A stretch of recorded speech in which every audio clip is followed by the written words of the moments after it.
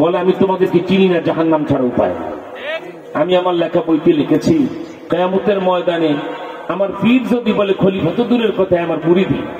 আমার মা বাবা যদি বলে কিসের সুসন্তান সে, তাকে চিনি না। আমার শিক্ষক যদি বলে কিসে আমার 1 নম্বর ছাত্র সে, আমি তাকে চিনি না। আর মদিনাওয়ালা যদি বলে আমার বাংলাদেশি চাকরটা কোথা, যে আমার খতম নবুয়তের জন্য বারবার বাংলাদেশে লড়াই করেছে, নুরানীকে ডেকে আনো, কোন সলিমুদ্দিন পরিচয় আমার লাগবে না।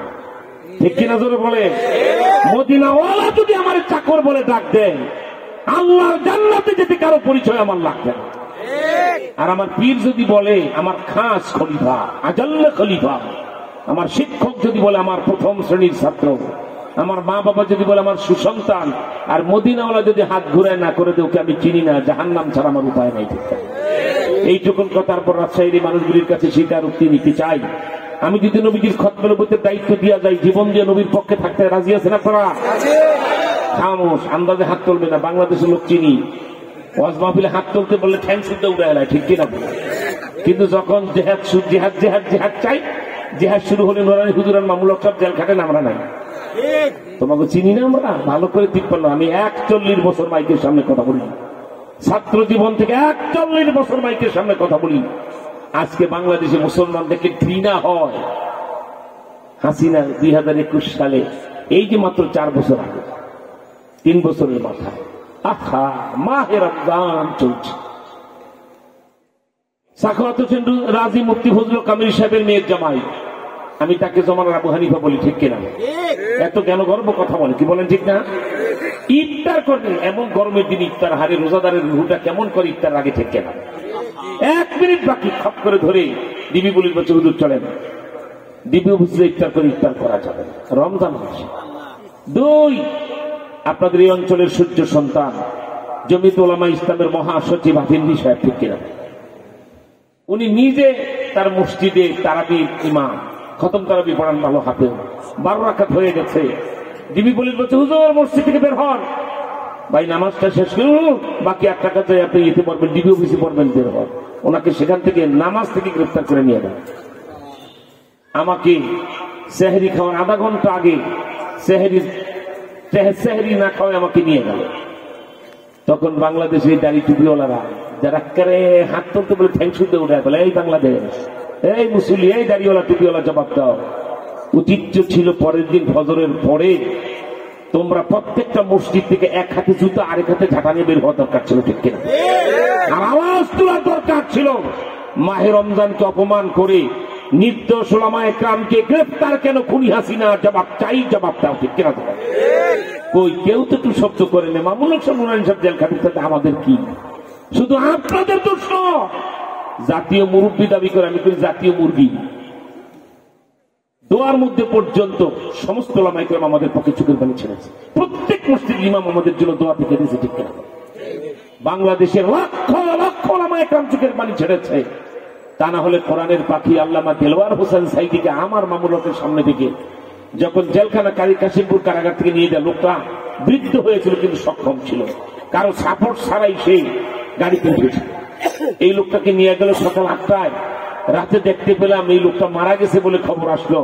তখনই বুঝতে পেরেছিলাম যে আমাকে, মামুল হককে, আমির হামজাকে, আর রফিকুল ইসলাম মাদানী, মনির হোসেন কাসিম, এই 5 জনকে মনে হয় সাইদি সাহেবের মতোই হত্যা করে তারা জেলখানা থেকে বের করবে।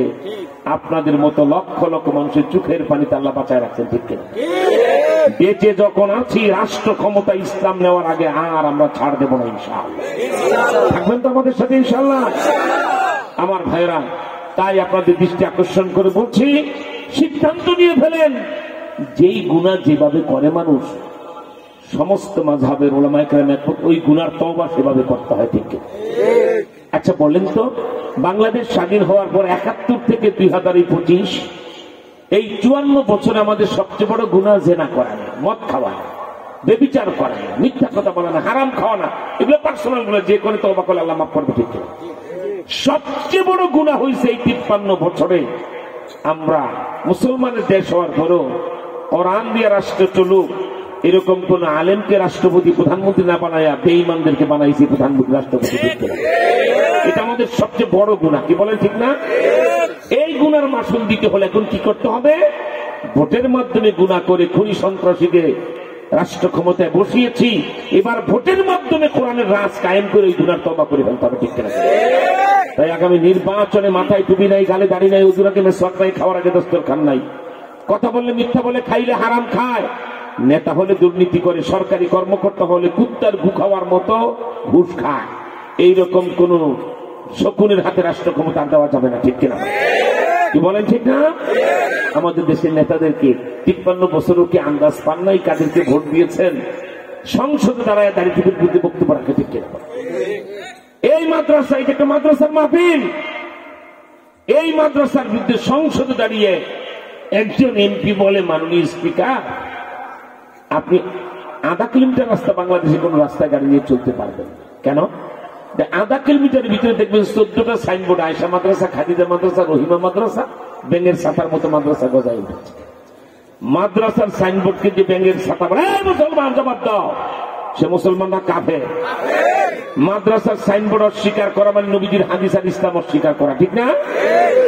এমন গুনাহ যারা করেছে, ওই শকুনের পালেরাই আবার দেখবেন 53 বছরের মতো সংসদে দাঁড়িয়ে টুপির বিরুদ্ধে কথা বলে, কিন্তু ভোট চাইতে আসে কিন্তু পাক্কা আধা কেজি ওজনের টুপি পরে, ডিঙ্গি মার্কা টুপি, নকুরি মার্কা জামা, স্যান্ডেল মার্কা জুতা, আর সালাম 1 হাত দেয় না, 2 হাত দেয়, তারা সালাম দেয়, ঠিক কিনা? নেতাকে সালাম দেওয়া চাই। যশোর মাগুরায় লক্ষ লক্ষ খেজুর গাছ আছে। গতকালকে আমি যশোরে নিউ মার্কেটের পাশে বক্তৃতা করেছি, আওলাদে রসুল পাকিস্তান থেকে এসেছেন, লক্ষ জনতার ঢল নেমেছে। ওই যশোর মাগুরায় লক্ষ লক্ষ খেজুর গাছ। এখনো গেলে আপনারা দেখবেন যশোর ক্যান্টনমেন্টের কাছে একটা বাজারের নাম 7 মাইল বাজার, পাইকারি তরকারি বাজার। সেই বাজার মসজিদে ভাষণ দিলেন নেতা, দুনিয়াদার এই নেতা, এই ভণ্ড, যেগুলি দাড়ি টুপির বিরুদ্ধে সংসদে কথা বলে, আবার নিজেরাই টুপি মাথায় দিয়ে ভোট চাইতে আসে, ঠিক না? ভাষণ টাষণ দিয়ে পাশের গ্রামে যাচ্ছেন, হয়বতপুর গ্রামে একটা কওমি মাদ্রাসা আছে, কিন্তু বাংলাদেশে শীতের দিন মাঝে মাঝে এমন কুয়াশা পড়ে 2-3 হাত দূরেও মানুষ চিনা যায় না, ঠিক পরে কিনা? এমন কুয়াশা পড়ে না? এত কুয়াশা, পাশের গ্রামে যাবেন, রাস্তার পাশে মানুষের মতো সাইজ একটা খেজুর গাছ ডালপালা মরে দাঁড়ায় গেছে। মন্ত্রী মনে করছে এইটাও ভোটার, কয় আসসালামু আলাইকুম। পাতি নেতারা কয়, স্যার সালাম কোন জায়গায় দিই? এটা যে মরা খেজুর গাছ। থাপ্পড়টা দাঁত পালাই দিয়ে মারাম, আমার ভোটের দরকার, সালাম এক জায়গায় দিলি। আমাদের দেশের নেতারা এমন প্রতারক, ঠিক কি আছে? আরেক গ্রামে ডুবতেছে একটু উঁচা মাটি, আল্লাহুম্মা আমিন, এই গ্রামের সব কবরের আযাব মাফ করে দাও। আরে মনে হয় দরগা মসজিদের ইমাম সাহেব, ঠিক কি? পাতি নেতারা তো স্যার এখানে হাত তুললেন, তাকে গ্রামের গুরুস্থান না, দূর চেয়ারম্যানের মাটি ফেলা রাখছে রাস্তায়, কে বলছে এটা গুরুস্থান? মানে এমন বদমাইশের পাটপাড়েরা ভোটের আগে আব্দুল কাদের জিলানীর খালাতো ভাই সুরত ধরে দিচ্ছে। আমাদের দেশের নেতারা ভোটের আগে কথা বলে কাউলুহুম কাকাউলিল আম্বিয়া, আর ভোটের পরে ফিআলুহুম কাফিআলিশ শাইতান, কথা বলে নবী রাসূলদের মতো, কাজ করে ইবলিস শয়তানের মতো। এরা এবারও আসবে। 53 বছর এসেছে, মনে মনে ভাইবেন না যে হাসিনা পালিয়ে চলে গেছে, তার চেলা চামুন্ডা সব দলে আছে, ইসলামী দল ছাড়া, ঠিক কিনা? আজকে বিএনপির বড় নেতা হয়ে যদি বলে বউ বদলানো যায়, প্রতিবেশী বদলানো যায় না, তখন হাসিনার গু খাওয়া নেতা মনে হয়, ঠিক কিনা? আর ভারতের গু খাওয়া নেতা মনে হয় বিএনপির নেতা, ঠিক না? কোন সাহস আপনি বললেন ভারত বউ বদলানো যায়, প্রতিবেশী বদলানো যায় না? I can challenge you are unculture. আপনি মূর্খ নেতা হয়েছেন, আপনি মূর্খ। ভারত আমার প্রতিবেশী নয়, ভারত আমার এমনি কান্ট্রি, ভারত আমার শত্রু রাষ্ট্র, ঠিক কিনা? লেখাপড়া না জানলে এমনি যদি কোনো বড় দলের মহাসচিব হয়, আমার আর মামুল হকের কাছে 20 বছর লেখাপড়া করে যান। কোন সাহসে ভারতকে প্রতিবেশী বললেন? নো, প্রমাণ করে দেব। 47 ইংরেজরা চলে যাওয়ার পরে 76 বছর একটার পর একটা জুলুম করেছে ভারত আমাদের মুসলমানদের উপরে, ঠিক কিনা? আমার এই বাংলাদেশকে কিভাবে তিনি এত বড় কথা বলে, এত মূর্খ কথা, যে বউ বদলানো যায়, প্রতিবেশী বদলানো যায় না, যে এই প্রতিবেশী 5 লাখ সৈন্য বর্ডার এনে রেখেছে, আমার বাংলাদেশটাকে দখল করে ফেলবে। তাকে যদি কোন দলের নেতা প্রতিবেশী বলে, বুঝতে হবে এটা ভারতের রয়ের দালাল, ঠিক কিনা? কম দালালগুলিকে চিহ্নিত করে রাখবেন, পারবেন না?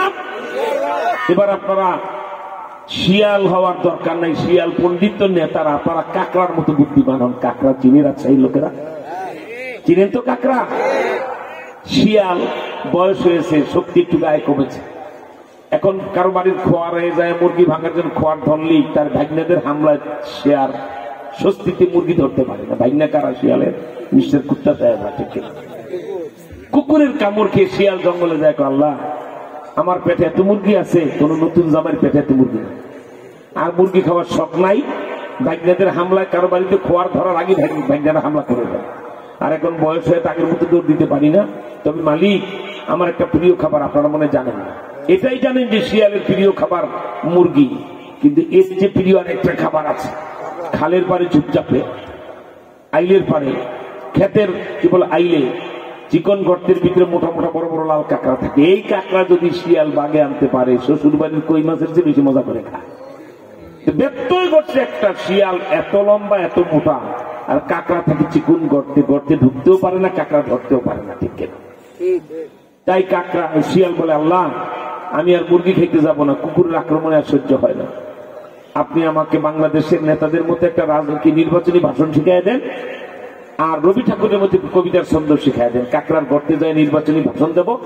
বাংলাদেশের নেতারা যেভাবে ভাষণ দিয়ে কি বলা হয়, জনগণকে ধোকা দিয়ে বোকা বানায় ভোট নিয়ে নেতা হয়ে যায়, আমিও যেন তাকে ধোকা দিয়ে বোকা বানায় উপরে উঠে খেতে পারি, ওই রকম আমাকে একটা নির্বাচনী ভাষণ শিখাই দেন। এখন শিয়াল যায় কাকড়ার গর্তে, বলে কাকুরি মাকুরি পরমা সুন্দরী, গর্তের ভিতর থেকে বেরিয়ে আসো, তোমার সাথে মোলাকাত করি। কাকড়া কয়, সর্বনাশ, আমাকে দেখলে মানুষ পাড়া দিয়ে ভর্তা বানায় জায়গা, ঠিক কিনা? আর শিয়াল বলে আমি নাকি পরমা সুন্দরী, আমার খাওয়ার ধান্দা।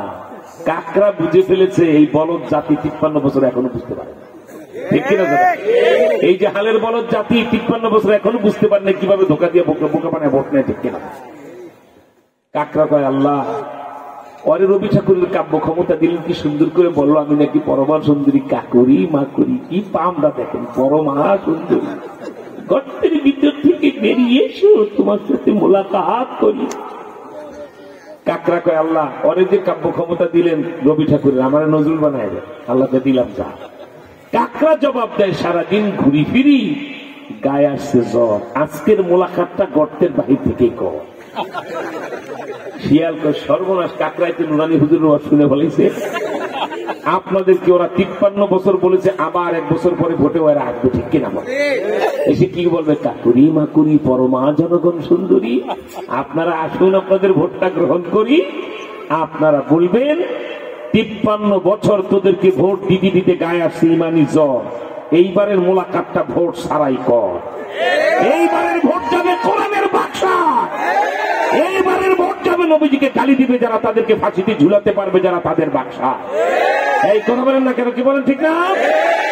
এইভাবে যদি পাড়া মহল্লায় প্রস্তুতি নেই, আমি জামাত ইসলামী বাংলাদেশ, ইসলামী আন্দোলন চরমনের হাত পাখা, হেফাজত ইসলাম বাংলাদেশকে বলবো, আপনারা 3 দল মিলে যদি জনগণ, আপনারা প্রশ্ন করতেছেন, আপনাদের পক্ষ থেকে আমি করি, আমি যে দলের নেতা হই আমি আপনাদের একজন জনগণ, ঠিক কিনা বলে?